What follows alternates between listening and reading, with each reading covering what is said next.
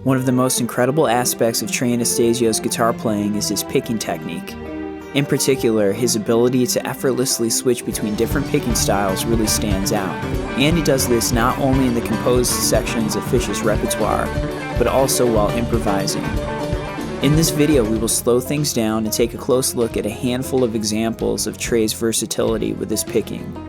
We will check out his pick angles, economy of movement, and his complex patterns that range from pure alternate picking, like the intro to You Enjoying Myself, to combinations of alternate and economy picking for all-out shred, like the end of David Bowie.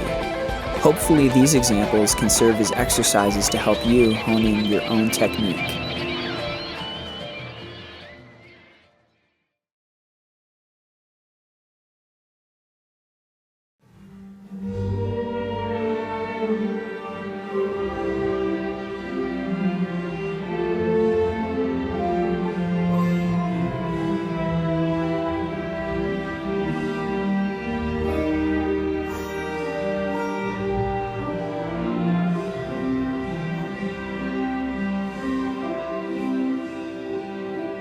One thing that became apparent to me watching footage of Trey play is his pick angle. So in general, the three main angles that I think of for picking, with variation between them, will be a downward angle like this, a neutral position where your pick is sort of perpendicular to your string, and then an upward angle. And at least for the portion that I was really looking at with Trey playing, he has either more of a neutral position with the pick or a bit of an upward angle like this. And that really becomes a big deal when you have to go one string at a time, or sorry, one note per string at a time. For whatever reason, that upward angle helps you clear the strings a little better. So we'll get into it here as we go. So we're going to start with the G minor and do it a couple times at a nice slow steady pace, but maybe really focus in on the right hand with the pick and look at the angle that's happening there. So we start with the down on 10 of A.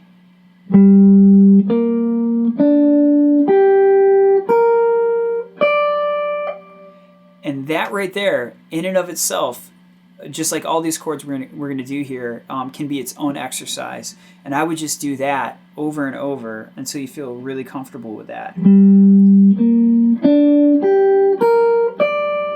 And then maybe speed it up a little bit as you go. But really, the speed is not a big deal. Really, what we want to look at are the really fine mechanics, that the nuances that really make it work. And I would say a lot of that is going to come from being aware of your right hand and how you're approaching things with your pick. Is your hand open? Is it closed? Is your wrist tilted this way? Is it tilted that way? So there are a lot of things to consider. And I'm not saying that there's one right or wrong, but it's just something to think about. Because picking is a really personal thing. It's really subjective. But hopefully this stuff helps. So again, we've got G minor, starting with a down, up, down, up, down, up. And then it leads us to a C major arpeggio.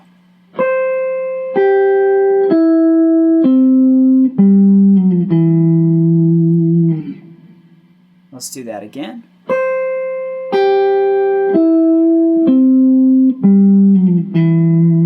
And if you really look at the right hand, again, you can notice that I'm starting to do this kind of rotation with my wrist where I go upward like that.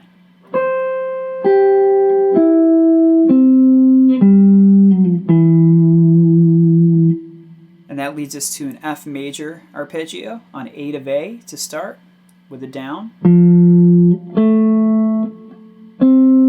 We jump all the way to 6 of B.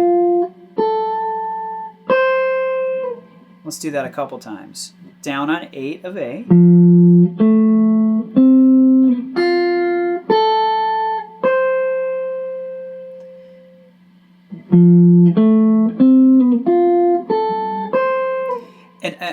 And we're going to see this in some other examples as well, but a lot of times when Trey is jumping over strings with an alternate picking, pattern, it seems that when he has to get to the string he's jumping to, he does it with an up, which is interesting. But that up stroke helps you to get your next your next note that's going to land on a down. So it makes sense. It's just an interesting thing. If you watch it, you go down, up to get to the B string.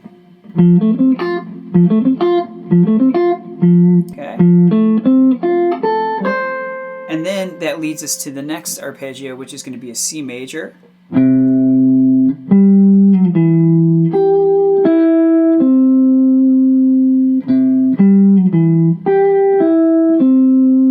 That's an interesting one. Again, some string hopping happening.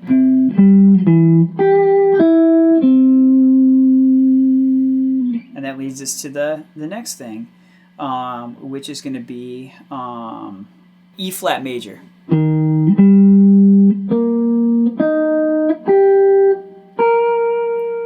That's a great one to make a little exercise out of.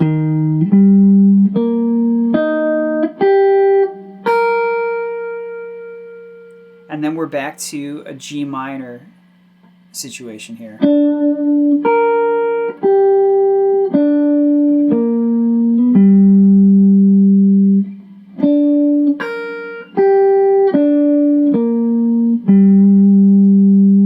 So look at that pick angle, you know. See how it goes up.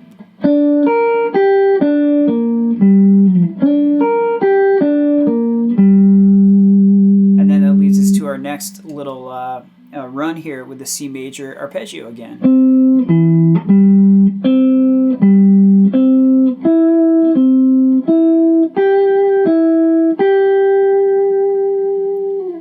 Such an awesome string of chords put together there. In fact, let's put them together and really focus on the right hand position and angle as you play along, and we'll do it kind of slowly here.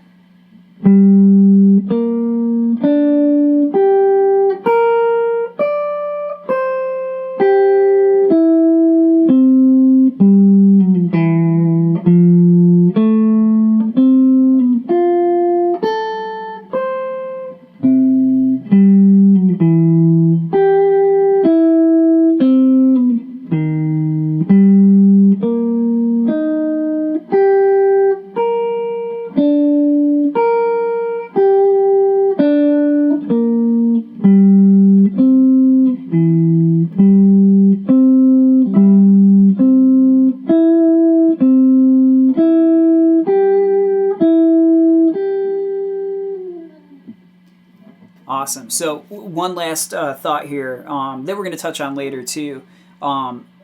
If you're really trying to figure out why this part might be a little tricky for you, this is a song that people ask me about a lot for the picking.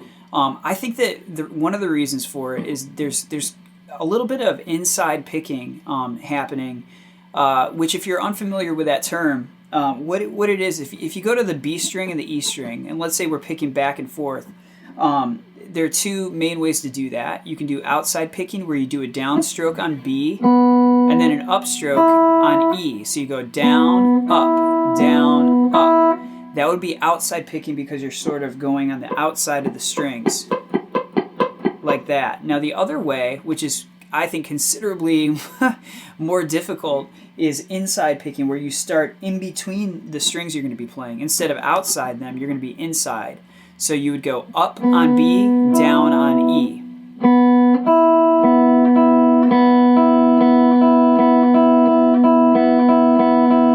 So you have a really small margin of error as far as your movement. If you go too far, you're going to probably have some kind of clunky, getting caught in the string stuff going on. And as a guitar player, that's one of the most frustrating things, is when your pick kind of gets stuck and it messes up your run. So anyway, this is a really good exercise. Even if you don't do anything with your left hand, it's really more about the right hand. You're just going outside picking, down, up, and do that for a while, and maybe increase the tempo as you practice it. And then inside picking, up, down, up, down, up, down, up, down, up, down, up, down, up, down. If you can really get comfortable and be fluent with both of those techniques, you'll be able to play just about anything.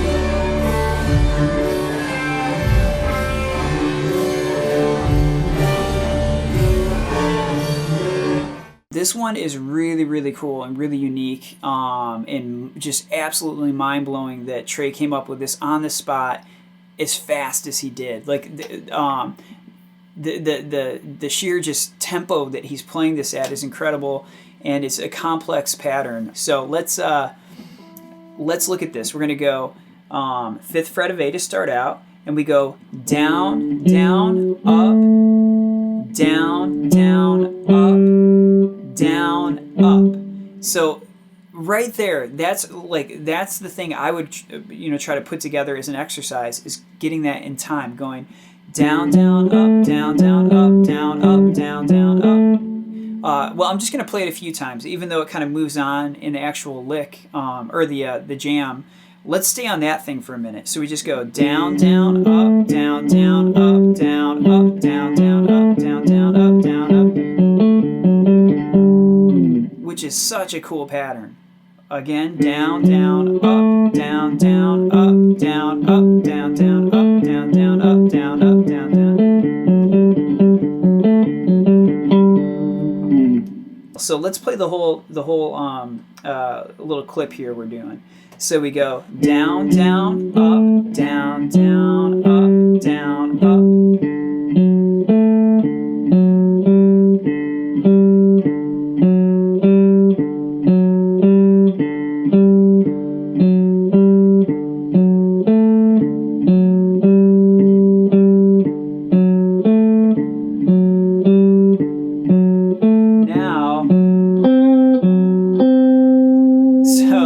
Right there was just so cool.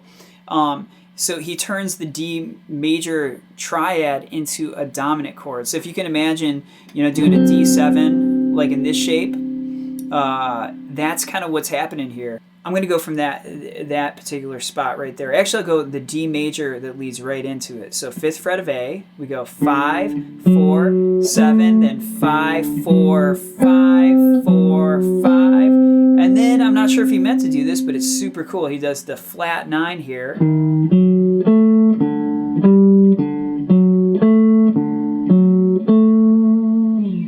So the fact that you can get those 2 downs in a row is where the speed comes in. Now, speaking of which, if you look at the right hand, you may have noticed already the angle has changed. So where in the last 2 examples we were on a neutral or upward kind of situation, now that we're doing sort of this economy / alternate picking hybrid, we're doing more of a downward angle. And that's where we can get our 2 downs in a row. So we're going da da da da da da da da. In fact, that's a cool way to practice it without even doing the left hand, just going down, down, up, down, down, up.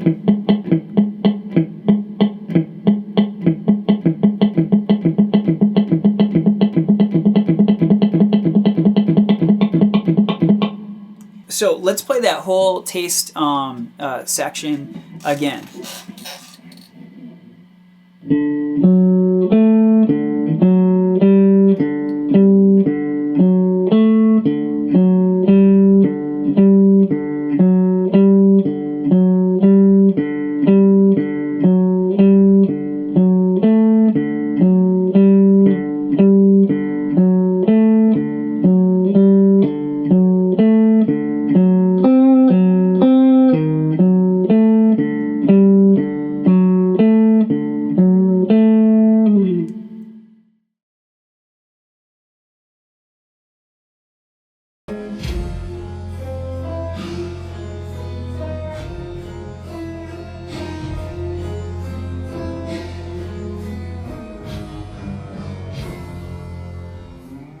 All right, for the next clip, we're going to look at a little section of Reba that has some really, really cool and really difficult picking patterns happening.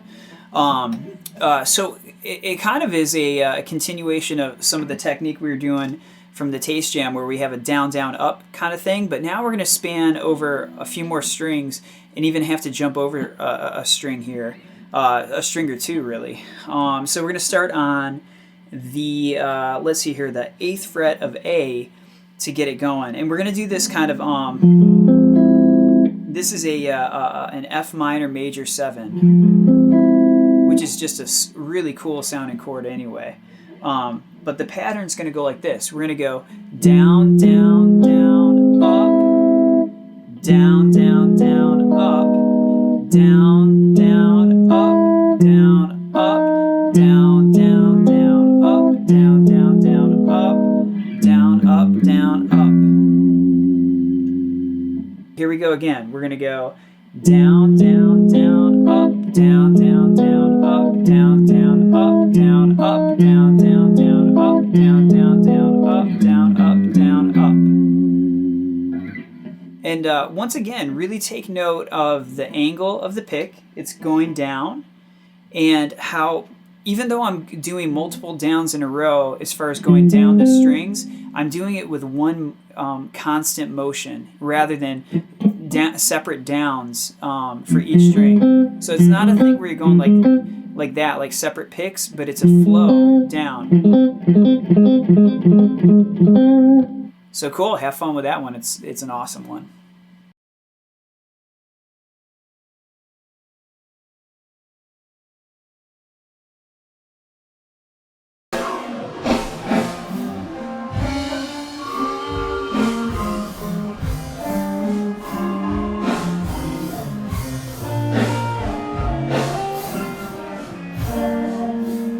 All right, now for the next example here, we're going to take a look at the kind of the main theme of It's Ice. And for me, the challenging thing with this one, really trying to dial into how Trey plays it, is he starts with a downstroke, whereas for me, my natural thing to do is start with an up if I'm on an offbeat. And what I mean by that is if I'm thinking, let's say in eighth notes, I would go down, up for 1 and 2 and 3 and 4 and. So if I start a song on an and, I would do it on an up and 1, so that my downstroke is on the down beat, if that makes sense. But Trey actually starts with the down, even though it's an offbeat situation, which was really, really tough for me to wrap my head around because I'm used to starting this riff with an up. Here we go. We're going to start with the down on 3rd fret of D.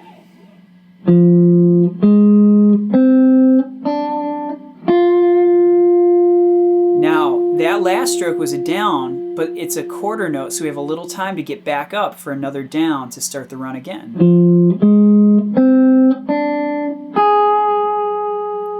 And then we have...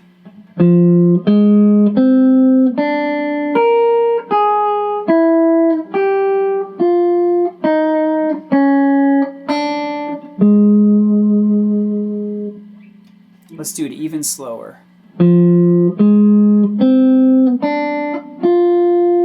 And I would make an exercise just out of that. And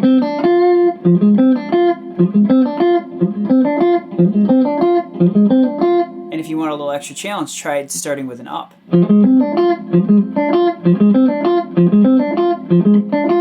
So the next lick is really similar but ends with a higher note.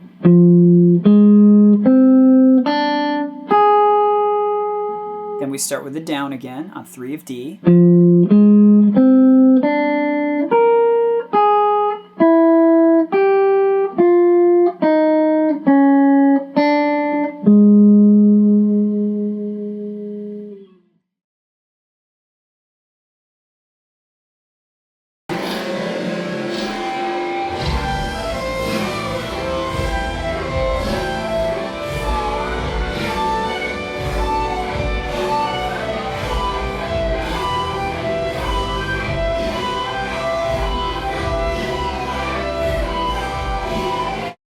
One really fun lick to play that kind of pops up quite a bit in Trey's playing is the style that he does at the end of David Bowie. And this is an interesting one because it's going to be one of the... I think this is the only example so far where he'll start with an up. And there's definitely a reason for that. So what we're going to do here is let's just outline the triads we're going to do. So we're going to do like a C major triad. We're going to do a D major triad. And then an E minor triad. We're just going to do it a lot and really fast. So the whole thing about this type of lick is we're going to start with an up, so we can do a pull off like that, and then we do 2 downs in a row. So it's kind of like that taste jam, and kind of like the Reba section that we looked at already, in that we're going to have 2 downs in a row. So let's check it out. What we're going to have is an up on 15 of E with pinky, pull off, and then go 13 of B, down, and then down to 12 of E. So that's one phrase.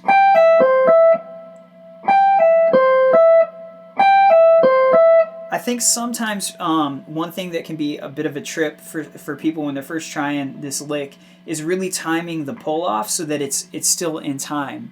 So it's a dot dot dot dot dot dot dot dot. I'm thinking of those as 16th notes. So basically we're going to do 4 rounds of that before we move to the next one. 1, 2, 3, 4. Then he goes up a whole step. 17 of high E. 1, 2, 3, 4. And then we go to the next one, which is going to be the E minor triad on 19 of E. 1, 2, 3, 4. And there's another measure of it. 1, 2, 3, 4. Now, this is another case where even though we're starting with an upward stroke, we can actually use downward pick slanting because we kind of want it for that sweep picking thing where we're doing 2 downs in a row. The downward pick angle really helps get the speed with that. And for what it's worth, on the Clifford Ball version, at least that I included on this video, it looks like Trey's hand kind of opens up sometimes when he's doing really fast shredding stuff. I'm not sure exactly what the I don't know if it's a conscious thing or if it's just a reflex or what the deal is, but it's part of his mechanics for sure. Whenever he's going to a fast like tremolo picking, like shredding situation, his hand goes from closed to open a lot of times, or at least it seems that way. So let's try it again here. We're going to be 15 of high E for the C major triad.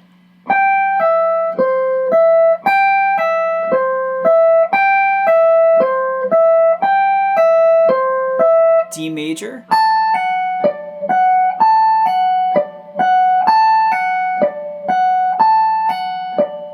E minor,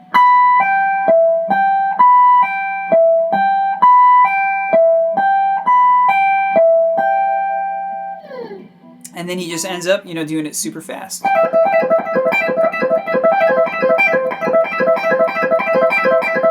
So, even if you don't move it, like the moving to different triads is not really what we are, concerned with in this video. It's more about the picking.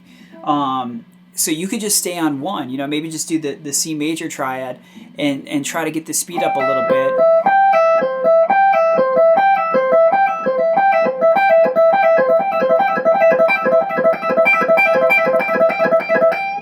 And you can see, when I do that, there's minimal movement, minimal effort, and that kind of maximizes the speed. It's really, falls under the concept of economy of movement, which I try to adhere to as much as possible, as much as it's necessary for the circumstance. So yeah, I hope that these examples help you to just kind of sort out your own style and your own picking. And, the other thing to think about, too, is that you don't have to play it just like Trey. Try to find your way to do it. There is definitely a benefit to analyzing how he does it because he's so good at it and so versatile. But, I would say, as always, just like, learning to improvise or all these kind of things, it's ultimately so you can have your own voice and express your own style in the best way you can. So, cool. I hope it helps. I'm going to keep these helping friendly look videos coming, And I'll see you guys soon. Thanks so much.